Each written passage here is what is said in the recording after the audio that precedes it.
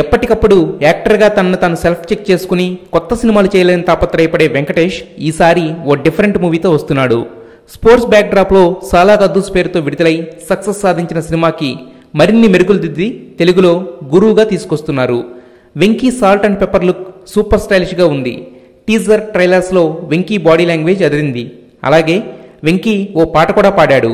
ఆ పాట కూడా ఇన్స్టెంట్ హిట్గా నిలిచింది. ఇలా యూనిట్ అంతా ఆడుతూ పాడుతూ హ్యాపీ మూడ్లో తెరకెక్కించి రిలాక్స్డ్గా పోస్ట్ ప్రొడక్షన్ కంప్లీట్ చేసి సెన్సార్కి పంపారు. అయితే ఈ బాక్సింగ్ బ్యాక్డ్రాప్ మూవీకి censor board clean U certificate ఇచ్చింది. దీంతో ఈ నెల 31న ఈ సినిమాని ఆడియన్స్ ముందుకు తేవాలని అనుకుంటున్నారు. సమ్మర్ సీజన్ స్టార్ట్ అయిపోవడం, కాటమరాయుడు వల్ల ఆడియన్స్ యాక్టివ్ మోడ్లోకి రావడంతో మార్చ్ 31 రిలీజ్కి కరెక్ట్ డేట్ అని ప్రొడ్యూసర్తో పాటు అంతా అనుకూలంగా స్పందించారట. సో ఇప్పటి వరకు ప్రోమోస్లో దుమ్మురేపుతున్న ఈ ఎరిగెంట్ గురు ఆడియన్స్ మనసులో ఎలాంటి ఇంప్రెషన్ వేస్తాడో తెలియాలంటే 1 వీక్ వెయిట్ చేయాలి. కళాకారులు లోపల ఎన్నెన్నో జరగచ్చు, అవన్నీ పబ్లిక్ ముందు ఎందుకు తీసుకొస్తారు? రాజేంద్ర ప్రసాద్ నా అన్నా కాదు, నాకన్నా సీనియర్, చాలా గొప్ప ఆర్టిస్ట్, ఆ గౌరవం. కానీ ఇంత వ్యతిరేకత వచ్చేసి ఇండస్ట్రీ అంతా ఒకటి అయిపోతున్నట్టు నేను షాక్ అయ్యా. ఎందుకు వ్యతిరేకత వచ్చింది రాజేంద్ర ప్రసాద్ సపోర్ట్ చేస్తే అన్నది 10 డేస్కి తెలిసిపోయింది నాకు.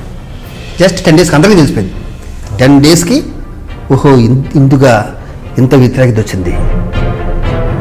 ఆ జాతర కాపాడాలి మూవీ ఆర్టిస్టేషన్ని.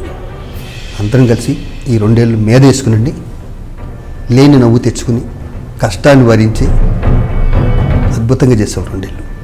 ఎందుకు వచ్చిందో షేర్ చేసుకోగలరా?